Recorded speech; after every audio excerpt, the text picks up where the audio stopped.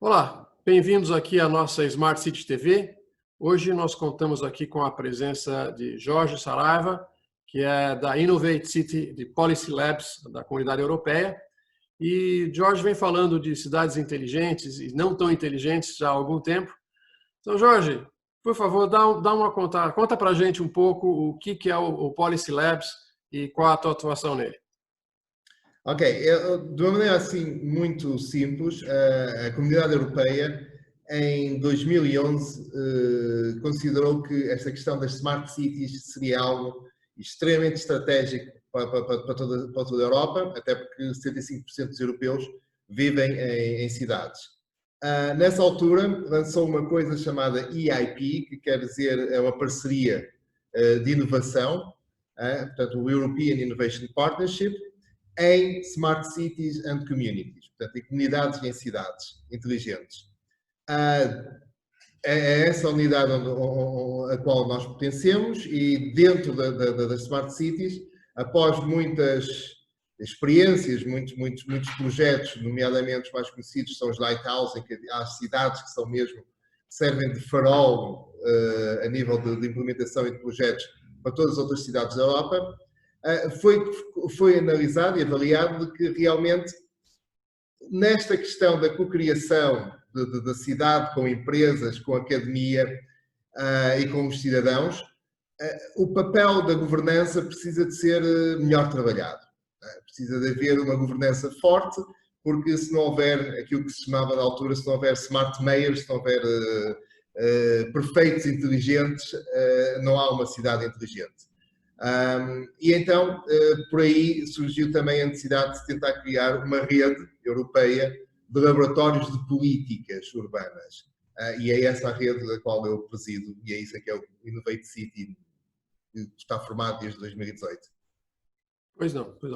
Jorge, eu queria te provocar um pouco, um tema que você tem já falado outras vezes, eu tenho visto as tuas apresentações e palestras. A pergunta é simples.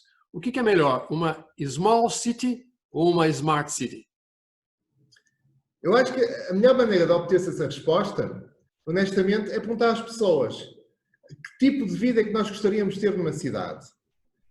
Nós preferíamos ter uma vida de que temos tudo à distância de 15 minutos a pé ou de bicicleta. Tudo, quando eu digo tudo, estou a falar mesmo tudo. Temos nosso emprego a uma distância de um pequeno passeio, temos a escola dos miúdos a 15 minutos de distância, termos os serviços todos municipalizados, serviços de saúde, postos médicos, tudo a uma distância perfeitamente a caminho, ou preferimos ter aquele dia normal em que levantamos 2 horas antes do emprego, metemos os miúdos no carro e andamos 1 hora só para chegar até à escola, enfrentamos um trânsito incrível para voltar ao nosso emprego e para, no fim de 8 horas, tornarmos a repetir o mesmo sentido inverso. A questão é exatamente essa, é que cidades é que nós queremos ter. As cidades perderam, por pensar que foram idealizadas numa perspectiva muito industrializada, perderam aquilo que eram no século XIX ou no século XVIII, quando elas começaram a ser montadas, que é exatamente a questão de ser um ponto onde uma comunidade está em conjunto a criar um bom bairro, uma boa vizinhança, digamos assim.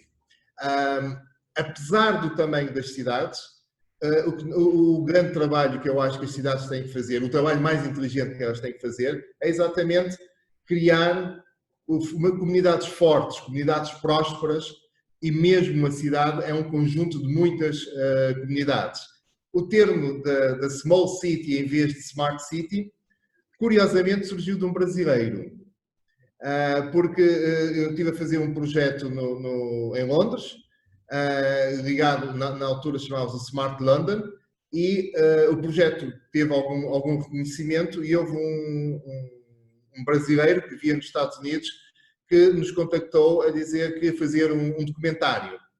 E esse documentário foi exatamente dentro dessa coisa, que era, não é um Smart London, é um Small London. O nosso trabalho tinha, o grande foco era criar prosperidade nas várias comunidades que existem em Londres, em vez de estarmos a pensar no Londres como um todo, mas sim no Londres como um conjunto de muitas comunidades. Esse aqui é o conceito de Small London, o conceito de ter uma vida mais à volta disso. Hoje, com o Covid, parece-me óbvio, e é a grande tendência, Paris está neste momento a replicar a cidade a 15 minutos, Roma já anunciou exatamente que iria fazer também o mesmo princípio, os Smart Barrios de Barcelona são o primeiro projeto nesta linha, portanto, toda a Europa está neste momento a tentar configurar e é acelerado pelo Covid. Já não vale, temos que pensar em alternativas, já não ter as pessoas a apanharem transportes públicos aos milhares, mas sim trazer para os seus bairros todos os serviços e todas as atividades que elas precisam de fazer. Isso é uma grande tendência, principalmente agora com o Covid. Mas também acho que é uma qualidade de vida, por isso... Não, sem dúvida, sem dúvida. Qualidade de vida é um dos elementos fundamentais de uma cidade inteligente, né? Uma cidade que não tenha uma boa qualidade de vida não é, por definição, uma cidade inteligente, né? Eu acho que é um princípio básico e fundamental, né? Eu sempre apontei dois centros muito importantes. É exatamente a qualidade de vida e a prosperidade. Eu acho que é importante que a cidade prospere. E prospere não a cidade, não um conceito, e prosperidade não é crescimento, são duas coisas diferentes. Estou a falar de PIBs, de produtos internos, de GDPs. A prosperidade também é importante porque, obviamente, acaba por ser o motor das comunidades que acaba por potenciar a qualidade de vida. Bom, já que você falou de Covid-19, da pandemia que nos afeta a todos aí, que nos obriga a fazer essas entrevistas de maneira remota, como é que você vê o impacto mais essencial da Covid sobre o que é uma cidade inteligente? Qual é o impacto na resiliência da cidade para poder suportar essas pandemias que nos obrigam a mudanças no processo econômico muito grande? Como é que você vê que o futuro vai nos levar diante disso? Bem, eu costumo dizer que houve muitas coisas que apanharam o vírus além das pessoas. Não é? Eu costumo dizer que, por exemplo, a própria Smart City, na minha opinião, foi vítima de Covid. Foi contagiada com o Covid. E estou a dizer isto porquê? Porque eu acho que a Smart City não foi só contagiada, mas como também faleceu. O conceito de Smart City, como se costuma dizer, na minha opinião, morreu com o Covid. E qual é a prova consistente do que eu estou a dizer? Exatamente o caso da Google.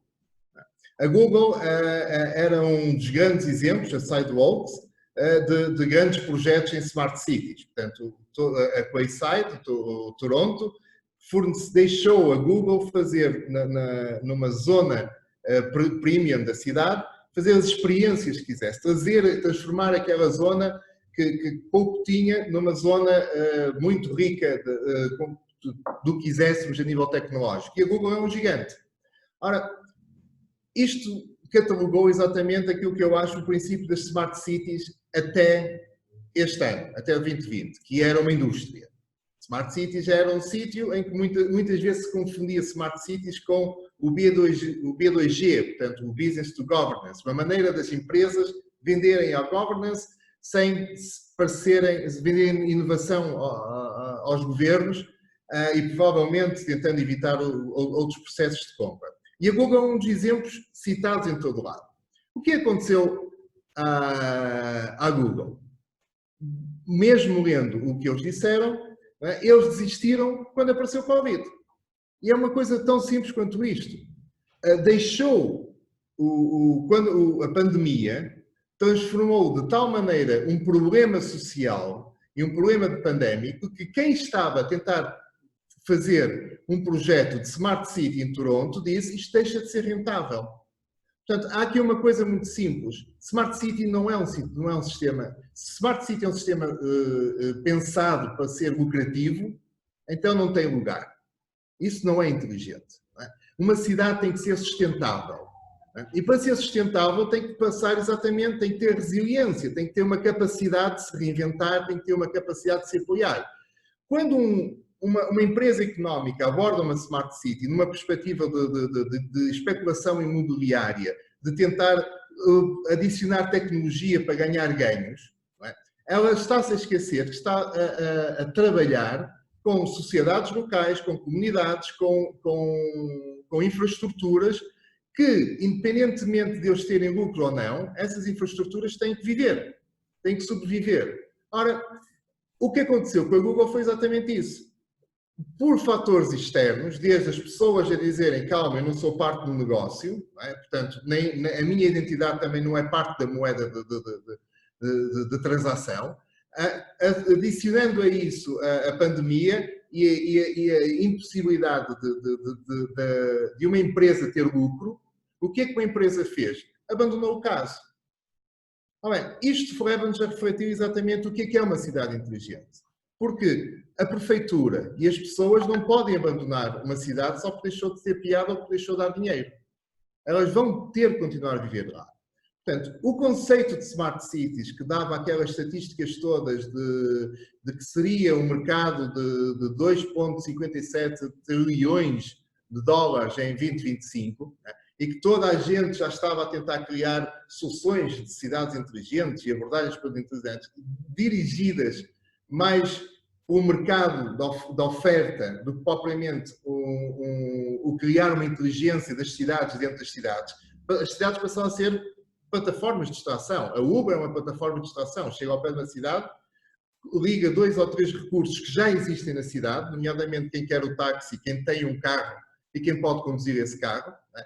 Isso já lá existe e só pela ligação fica uma porcentagem muito maior. Portanto, isso é extrativo da cidade, não é, digamos assim, cultivado na cidade. Portanto, a Smart Cities tornou-se um conceito de extração de cidade. Isso morreu. Jorge, mas você não acha que nesse caso simplesmente existe uma mudança do foco? Em vez de a gente partir para uma solução de um determinado foco tecnológico, nós vamos mudar esse foco para alguma outra área de atividade? Por exemplo, vamos aumentar a nossa capacidade de telecomunicação na cidade para prover mais escolas online, prover ensino à distância. Ou seja, nós estamos mudando, em vez de colocarmos soluções inteligentes de estacionamento na rua, nós vamos colocar mais serviços de Wi-Fi público e de telecomunicação disponível. Então, não é simplesmente uma mudança do foco de mercado e não do seu smart ou não smart?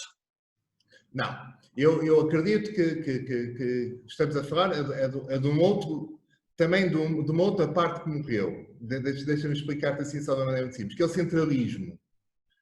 Eu acho que, a partir do momento, uma das consequências que vamos ter agora passa por aí, passa de que as cidades vão se transformar em bairros, em um vasto conjunto de bairros, portanto, um vasto conjunto de comunidades que não sai da sua região, do seu bairro, né, para poder fazer tudo o que fazia antigamente no seu dia-a-dia.